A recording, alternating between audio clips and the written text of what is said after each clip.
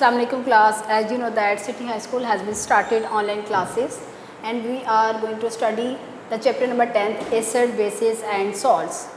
आज जो टॉपिक हम लोग डिस्कस कर रहे हैं that is pH scale and pH scale के बारे में आपको मैं बताएं कि हमने सबसे पहले pH स्केल को स्टडी किया था एक साइंटिस्ट ने, एक डैनिश केमिस्ट थे, ठीक है। उन्होंने 1909 में डैनिश केमिस्ट जिनका नाम क्या था, सोरेनसन था, ठीक है। डैनिश केमिस्ट सोरेनसन ने 1909 में ये कॉन्सेप्ट जो है वो pH स्केल का दिया था। ही सेड दैट कि ये जो pH है ये 2 वर्ड से मिलकर बना है, P एंड H। ये जो P है ये P हमने स्मॉल लिखना है और इस P में से ये जो P है ये एक डैनिश वर्ड पोटेंट से निकला है और इस पोटेंट का मीनिंग क्या है, विच मीन्स पावर, और H यहाँ शो करता है हाइड्रोजन को। तो अगर हम लोग pH स्केल को देखें तो इससे हमें के नाम से ही आइडिया हो जाता है ये कोई ऐसा स्केल होगा जिसमें हम लोगों ने किसको कंसिडर करना है, किसको देखना है, पावर ऑफ हाइड्रोजन को देखना है, ठीक है। तो ये इसका हमारे पास आ गया introduction.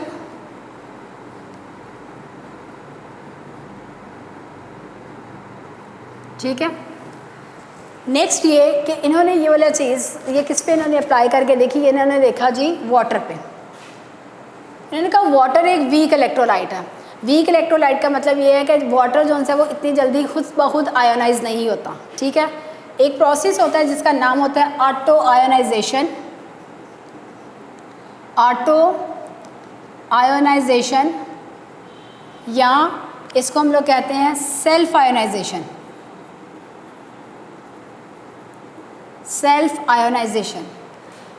Ionization means ions formation, auto mean itself, और ये क्या आ जाएगा ions।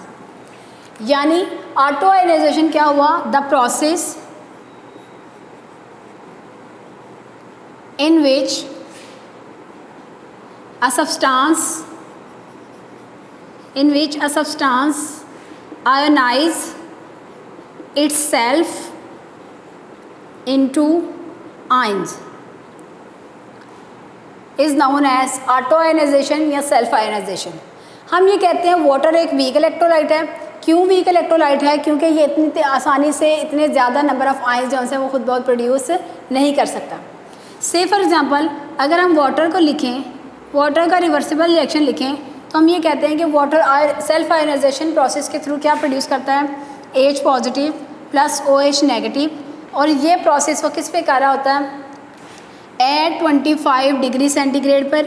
ये याद रखें कि ये जो हम लोग प्रोसेस पढ़ रहे हैं, जो हम लोग पढ़ रहे हैं आयोनाइजेशन पढ़ रहे हैं, ये टेम्परेचर डिपेंडेंट होती है। टेम्परेचर डिपेंडेंट का मतलब ये है कि जितना ज़्यादा टेम्परेचर होगा उतने ही नंबर ऑफ आयंस जो उनसे वो ज़्यादा प्रोड्यूस होंगे। इस केस में जब वाटर आयोनाइज होता है 25 डिग्री सेंटीग्रेड पर, और तो ये प्रोड्यूस करता है 1.10⁻⁻14 नंबर ऑफ़ आयंस जो है 25 डिग्री सेंटीग्रेड पर। ये इस रेशो के साथ, इस कंसनट्रेशन के साथ आयंस प्रोड्यूस करता है। चूँकि ये एक रिवर्सिबल रिएक्शन है, इस रिवर्सिबल रिएक्शन को हम लोग Kc की फॉर्म में यानी इक्विलिब्रियम एक्सप्रेशन की फॉर्म में लिख सकते हैं। जब हम यहाँ Kc को इक्विलिब्रियम एक्सप्रेशन की फॉर्म में लिखते हैं तो हमने क्या कहा था, product of concentration of product raised by its coefficient to product of concentration of reactant. ये हमारे पास इसका आ गया इक्विलिब्रियम एक्सप्रेशन।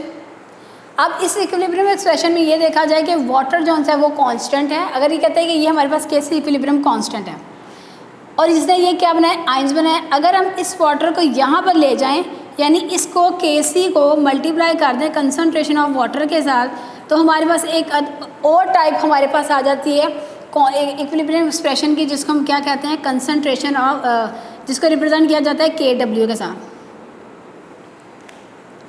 तो हम ये कहते हैं कि Kc मल्टीप्लाइड बाय वाटर किसके इक्वल है, Kw के इक्वल है, जो कि concentration of ion and concentration of hydroxyl ion. ठीक है। ये हमारे पास जो वाटर की हमारे पास जो कंसनट्रेशन आई है, ये हमारे पास 25 डिग्री सेंटीग्रेड पे कितने आयंस प्रोड्यूस हुए हैं। 25 डिग्री सेंटीग्रेड पर मैंने आपको ये बता दिया कितने आयंस प्रोड्यूस हुए हैं।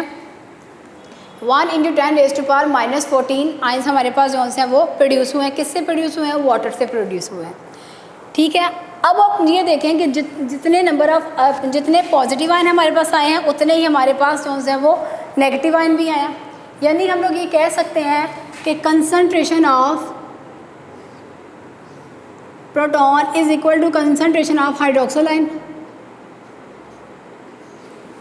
ठीक है, और इन दोनों की कंसंट्रेशन किसके इक्वल आई है? 1.0 × 10⁻⁻14। यहाँ टेम्परेचर लिखना ज़रूरी है। आपको एक्सरसाइज में टेस्ट रिजल्ट में एक क्वेश्चन भी है कि वाटर वीक इलेक्ट्रोलाइट क्यों है? क्योंकि वाटर के नंबर ऑफ आयन जो है वो खुद ब खुद बहुत कम नंबर ऑफ आयन जो है वो प्रोड्यूस करता है। और आपको इसकी वैल्यू का ही अंदाज़ा हो जाएगा कि 25 डिग्री सेंटीग्रेड के कितने नंबर कम इसने आयन्स जो हैं वो फॉर्म किए हैं। फिर एक और क्वेश्चन ये है कि वाटर जो सा है वो जो हमारे पास इसकी वाटर ये जो है आयोनाइजेशन है, ये टेम्परेचर डिपेंडेंट क्यों होती है? क्योंकि मैंने आपको बताया जब टेम्परेचर ज़्यादा होगा तो नंबर ऑफ़ आयंस भी ज़्यादा प्रोड्यूस होंगे, जब टेम्परेचर कम होगा तो नंबर ऑफ़ आयंस भी कम प्रोड्यूस होंगे। तो इसलिए टेम्परेचर को यहाँ पे मेंशन करना ज़रूरी है। अब मैंने ये कहा कि कंसंट्रेशन ऑफ जो हाइड्रोजन आयन है वो इक्वल है कंसंट्रेशन ऑफ हाइड्रोक्सिल आयन की जगह। तो हम यहाँ पे लिख सकते हैं कि हमारे पास कंसंट्रेशन ऑफ हाइड्रोजन, यानी इसको इस वैल्यू को इस वैल्यू में पुट कर दें तो ये क्या हो जाएगा? इसका स्क्वायर हो जाएगा। बेसिकली तो हमारे पास 2 आयन प्रोड्यूस हुए ना, ये और 2 आयन प्रोड्यूस हुए हैं। ये H पॉजिटिव जितने ये हैं उतने ही OH नेगेटिव हैं। तो इसकी जगह इसको और इसकी जगह इसको लिखा जा सकता है। इसलिए हम यहाँ पे हमारे पास इसका क्या बन जाएगा? स्क्वायर बन जाएगा। हमारे पास वैल्यू क्या आई हुई है? 1.0 × 10⁻14। ठीक है, अब हम लोगों ने क्या करना है जी? अगर हम लोगों ने यहाँ से स्क्वायर ख़त्म करना है तो हम लोगों को क्या लेना होगा? स्क्वायर रूट लेना होगा। तो स्क्वायर रूट लेने से हमारे पास क्या आ जाएगा? कंसंट्रेशन ऑफ हाइड्रोजन आयन का स्क्वायर, ये इसके साथ कैंसिल आउट हो जाएगा। इसका हम स्क्वायर लेंगे 1.0 × 10⁻14 का अगर हम स्क्वायर लेंगे तो आपको मैं सेपरेट करके बता देती हूँ। मैं क्या होता क्या है कि ये -7 को अगर मल्टीप्लाई करें हम लोग 2 के साथ, तो ये 2 इसके साथ कैंसिल आउट हो जाएगा, 1/2 के साथ कैंसिल हो जाएगा। तो हमारे पास इसकी वैल्यू क्या आ जाएगी? -7 आ जाएगी। तो ये -14 का जब हम स्क्वायर रूट लेते हैं तो हमारे पास इसकी वैल्यू क्या आती है? कंसंट्रेशन ऑफ हाइड्रोजन आयन, यानी एक आयन की कंसंट्रेशन हमारे पास क्या है? 1.0 × 10⁻⁻7 मोल। और ये किस पे आई है? 25 डिग्री सेंटीग्रेड पे। अब आप इस वैल्यू को देखें कि ये वैल्यू कितनी छोटी है, यानी -7 का मतलब है इस वैल्यू से पहले कितने 7 आएंगे? 0 आएंगे, 7 0 आएंगे। तो ये वैल्यू जो है ना बहुत ज़्यादा फ्रैक्शन है, यानी 0.0000 एंड सो ऑन। जब हमारे पास इतनी ज़्यादा वैल्यू छोटी आ जाए तो उसको हम लोगों को कैलकुलेट करना जो है वो मुश्किल होता है, प्रॉब्लम होती है। सो इन्होंने क्या किया? इन्होंने इसको कैलकुलेट करने के लिए इन्होंने कहा कि अगर हम ये इस नेगेटिव डिजिट को, ये जो हमारे पास पावर आई है, इस पावर को अगर हम लोग क्या करें?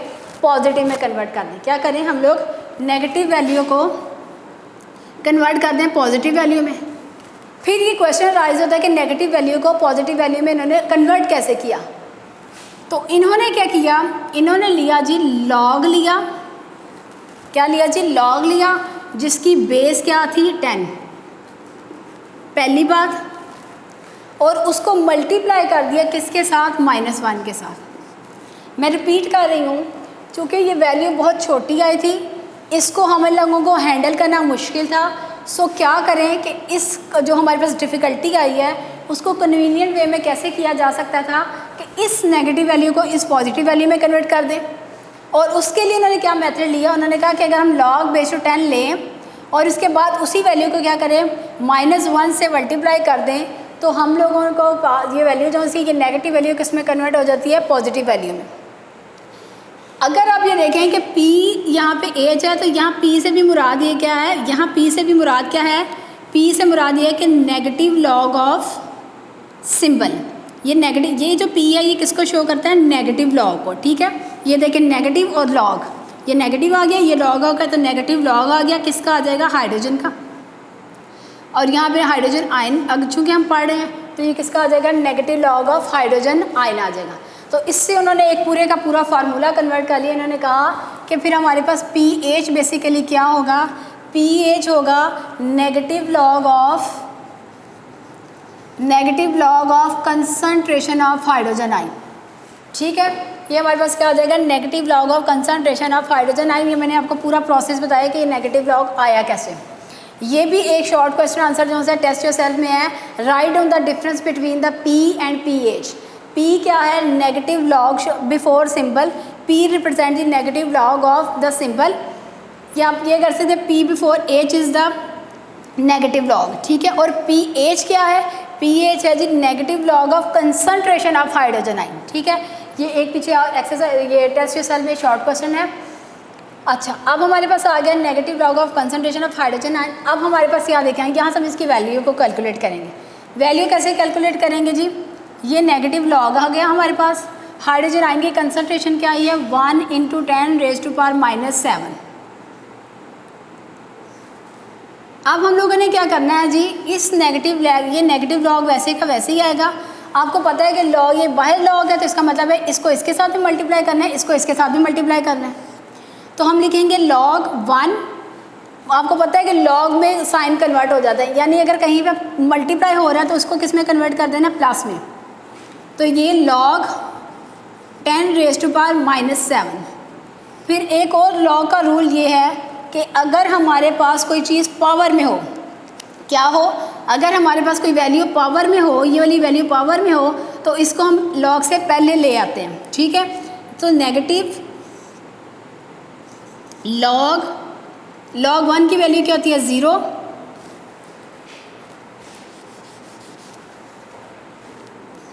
0, प्लस, अब ये आ जाएगा, अब यहाँ से देखें ये -7 पहले आ जाएगा और फिर आएगा log 10। log 10 की वैल्यू जो सी वो क्या होती है, log 10 की वैल्यू होती है 1, -7 log 10 की वैल्यू 1। अब 7 को 1 से मल्टीप्लाई करें, 7 1 जार 7। अब देखें प्लस माइनस 7 एंड बाहर भी माइनस प्लस। अब आप ये देखें जो वैल्यू यहाँ पे क्या थी, माइनस में थी, वो वैल्यू हमारे पास यहाँ पे क्या आ गई, प्लस आ गई। तो हमारे पास यहाँ पे जो pH की वैल्यू हमारे पास आई है वो क्या आई है, pH की वैल्यू हमारे पास आ गई +7। ठीक है, अब हम लोगों ने कहा जैसे ही हम लोगों ने ये pH को वैल्यू को फाइंड आउट किया है, ऐसे ही जितनी कंसंट्रेशन में H पॉजिटिव प्रोड्यूस हुए हैं इतनी कंसंट्रेशन में हाइड्रोक्सिल आयन भी प्रोड्यूस है। तो यानी अगर इसकी वैल्यू -+7 आई है तो हमारे पास POH की वैल्यू भी क्या आएगी, +7 ही आएगी। फ़र्क क्या आएगा, यहाँ pH लिखा था, यहाँ लिखेंगे POH। ठीक है, वो किसको शो कर रहा था, ये शो कर रहा था negative log of concentration of proton, ये शो करेगा negative log of hydroxyl ion. अब इसकी वैल्यू क्या आई है, मैंने एक ही प्रोसेस के थ्रू किया। अगर आप OH की वैल्यू भी कैलकुलेट करेंगे ना, मेथडोलॉजी सेम है। पावर पर पहले हम लोगों ने क्या किया, लॉग को मल्टीप्लाई किया, मल्टीप्लाई का साइन यहाँ पे क्या आ गया, प्लस में कन्वर्ट हो गया। फिर हमने क्या किया, नेक्स्ट स्टेप में जो पावर थी उसको यहाँ पे लेके आए। ये लॉग का रूल है, ये 9th क्लास में आप लॉग के चैप्टर में पढ़ चुके हैं। यहाँ -7 आएगा, log 10 की वैल्यू 1 आ जाएगी, 7 1 7 -7 आ जाएगा, प्लस माइनस -7 माइनस +7। इसी तरीके से हमारे पास इसकी वैल्यू भी आ जाएगी OH। तो हम ये कह सकते हैं कि जब pH को POH के साथ मिलाया जाए, हम करें कि pH प्लस POH करें तो इसकी टोटल वैल्यू किसके इक्वल आती है, 14 के इक्वल आती है। ठीक है, यानी ये ऐसा एक स्केल होगा जिस स्केल में जो हमारे पास वैल्यू है वो रेंज कहाँ से करती है, 0 से 14 तक रेंज करता है। कहाँ से कहाँ तक रेंज करता है, 0 से 14 तक रेंज करता है। ठीक है, अब यहाँ से आप लोग जो हैं वो pH की मैंने अभी कैलकुलेशन कर ली, इसी फार्मूले से आप जो है वो इसकी डेफिनेशन pH की फाइंड आउट बना कर सकते हैं। क्या लिखेंगे, हम लिखेंगे negative logarithm of molar concentration. ये पहले बताया था, ये स्क्वायर ब्रैकेट का मतलब क्या है, molar concentration molar concentration of किसकी है? हाइड्रोजन आयन की। Negative log of molar concentration of hydrogen ion हमारे पास क्या हो जाएगा? pH हो जाएगा। ठीक है, ये इसकी डेफिनेशन आ जाएगी। तो स्केल क्या होगा? ये एक ऐसा स्केल होगा, इसी जो हमारे पास इक्वेशन आई है इसी से हम बता सकते हैं, एक ऐसा स्केल जिसको हमने किस पे पेश किया है? Concentration of hydrogen ion. तो हमारे पास pH स्केल की बेस क्या है? pH स्केल की बेस हमारे पास है कंसंट्रेशन ऑफ हाइड्रोजन आयन। ठीक है, अब ये जो pH स्केल हम लोगों ने बनाया है इसका फ़ायदा क्या है? इसकी रेंज में सिर्फ आपने यहाँ तक याद करें कि जो pH है, हम लोग जब इसको बनाते हैं तो pH रेंज करता है 14 तक। तो अगर हमारे पास pH की वैल्यू आ जाए 0 से 6 तक, तो ये हमारे पास क्या होता है? हमारे पास होती है एसिडिक नेचर। नहीं, आपके बिलो 7 हमारे पास नेचर क्या होती है? एसिडिक। अगर किसी सब्सटेंस की pH है 7 तो वो क्या होगा? न्यूट्रल। और अगर किसी के pH स्केल की वैल्यू जो सी है वो 7 से ज़्यादा होगी तो वो क्या होगा? Basic in nature. तो pH स्केल का एक हम लोगों को फ़ायदा क्या है? इस pH स्केल के थ्रू हम लोग बता दे सकते हैं कि किस सब्सटेंस की नेचर एसिडिक है, किस सब्सटेंस की नेचर बेसिक है और किस सब्सटेंस की नेचर जो सी है वो न्यूट्रल है। से फॉर एग्ज़ाम्पल, अगर हमारे पास 3 टेस्ट ट्यूब्स हैं और हम लोगों को नहीं पता कि इसमें से कौन सी चीज़ एसिड है, कौन सी चीज़ बेस है और कौन सी चीज़ न्यूट्रल है। Say for example we can say that we have A, B, C and जब हम लोग इसकी वैल्यू को फाइंड आउट करते हैं, अगर हमारे पास किसी सब्सटेंस की वैल्यू आ जाती है 4, एक सब्सटेंस की वैल्यू हमारे पास आ जाती है 7 और एक सब्सटेंस की वैल्यू हमारे पास आ जाती है 9, तो हम लोगों को क्या पता चलेगा? हम लोगों को पता चलेगा कि जिसकी pH की वैल्यू 7 है तो हम लोग कह सकते हैं जो A वाला कंपाउंड है वो क्या है? एसिडिक है। जिसकी वैल्यू 7 है ये B वाला सब्सटेंस क्या होगा? न्यूट्रल होगा। और जो C वाला है वो क्या होगा? Basic in nature. तो इसका सबसे बड़ा फ़ायदा हम लोगों को क्या है कि हम क्या बता सकते हैं? नेचर बता सकते हैं किसी भी सब्सटेंस की कि आया वो एसिडिक है, वो बेसिक है या फिर वो न्यूट्रल है। ठीक है, अब अगर हमारे पास देखें रेंज, अगर हम लोग बताते हैं, हमें कैसे पता चलेगा कौन से सब्सटेंस हाईली एसिडिक है, कौन से सब्सटेंस हाईली बेसिक है और कौन से सब्सटेंस न्यूट्रल का तो कोई प्रॉब्लम नहीं आएगा। जिन सब्सटेंस की pH जो सी है 0 से लेके 1 तो होगी वो हाईली एसिडिक है, हाईली एसिडिक है। जिनकी जो सी है pH होगी 4 to 5 होगी वो होंगे स्लाइटली एसिडिक। 7 भी आपको बता दिया कि क्या है? न्यूट्रल है। जिनकी pH होगी 9 से 10 तक वो क्या होंगे? स्लाइटली बेसिक होंगे। और जिन सब्सटेंस की pH होगी 13 से 14 तक वो सब्सटेंस क्या होंगे? हाईली बेसिक होंगे। ठीक है, आज तक हमारा टॉपिक जो है वो इतना ही था। इससे रेलिवेंट जो एक्सरसाइज के जो शॉर्ट क्वेश्चन आंसर है वो आप जल्दी से क्विकली देख लें। एक तो इसके साथ आपका टेस्ट योरसेल्फ 10.3 कवर हो जाएगा इस टॉपिक के साथ। 10.3 टेस्ट योरसेल्फ एक्सरसाइज का आपका लॉन्ग क्वेश्चन जो है इसके साथ कवर होगा जी। Long question number 3, long question number 3 cover होगा और इसके साथ ही शॉर्ट क्वेश्चन हमारे पास जो है वो 3 वाला इस टॉपिक के साथ कवर हो जाएगा। ठीक है, आज के लिए हमारा टॉपिक इतना ही था, इसको आप प्रैक्टिस करें। ये लॉन्ग क्वेश्चन के लिहाज से बहुत इंपॉर्टेंट है। आगे इसी टॉपिक से रेलिवेंट हम लोगों ने न्यूमेरिकल भी करने हैं।